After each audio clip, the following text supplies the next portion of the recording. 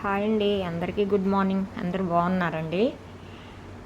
ఈరోజు బుధవారం అండి. రేపు వదులుతాను వీడియో. ఈరోజు బుధవారం పచ్చి నెత్తళ్ళు అండి. అంటే పచ్చి పురటాలైనా తినొచ్చు పచ్చి నెత్తలు కూరతో అంటారు కదండి పెద్దలు. అంటారేటి మేము తింటాం కూడా, మీరు తింటారు తెలుసు. పచ్చి నెత్తల కూర మా వారి కోసం మా కోసం వంట చేస్తున్నానండి. నేను ఎలా చేస్తాను, నిగురు సింపుల్గా టేస్ట్గా ఉంటుందండి. కర్రీ అంత బాగుంటుంది, చూడండి ఒకసారి. అయితే టమాటా పండు ఒక పెద్దదండి, ఉల్లిపాయలు, కానీ ఉల్లిపాయలు బాగా వేగాలండి. అల్లము వెల్లుల్లి పేస్టు అంతే సింపుల్గాను. కొంచెం జీలకర్ర ధనియాల పొడి వేసేసుకున్నానండి. కొత్తిమీర కరివేపాకు అన్నీ వేసాను. ఈ నెత్తలు ఉన్నాయి కదండి, బాగా కడుక్కోవాలండి. అలాగని గట్టి పామిస్తే గుండె అయిపోతాయండి. నేనేం చేశానంటే పసుపు వేసుకుని చక్కగా కడిగేసుకున్నాను.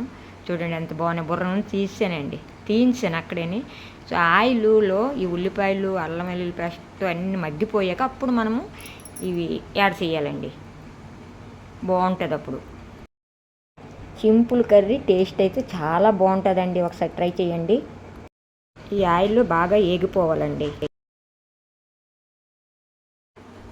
నేనైతే పసుపు, మసాలా, కారం, కల్లుప్పు అన్నీ వేసుకున్నానండి. కొంచెం జీలకర్ర ధనియాల పొడి వేసుకున్నానండి. వేసుకొని గొంతు కలిపేసుకోవాలండి.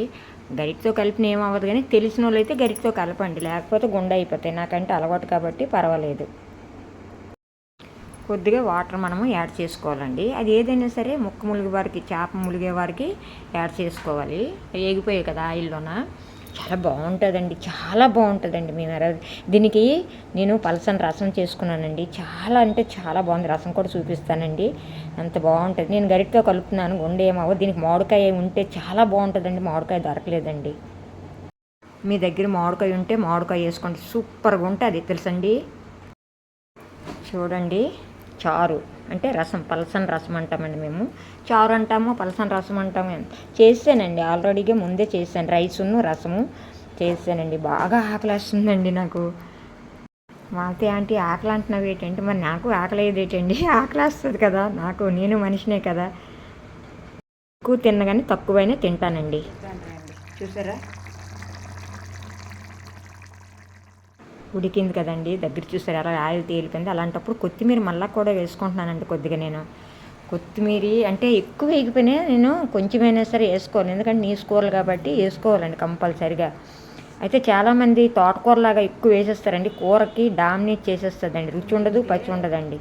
సూపర్గా ఉంటుందండి. చూసారు ఈ ఎగురు ఇప్పుడు ఈ వేడి మీద ఇంకా దగ్గర అయిపోద్దండి. ఇది మా వారికి ఇష్టం అండి, అన్నంలో కలుపుకుంటారు, అందుకని నేను అలా వదిలేసాను. ఈరోజు మా కర్రీ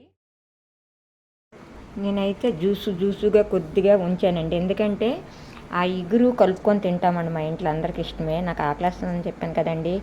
పల్లీలు కొద్ది రైస్ వేసుకున్నాను. చూడండి ఎగురులాగా వేసుకుంటున్నాను. మా వారు ఎగురుతో తినరండి. ఏ ఒక్కటైనా సరే ఆయనకి రసం ఉండాలండి. పప్పుచారైనా రసమైనా మాత్రం ఉండాలండి.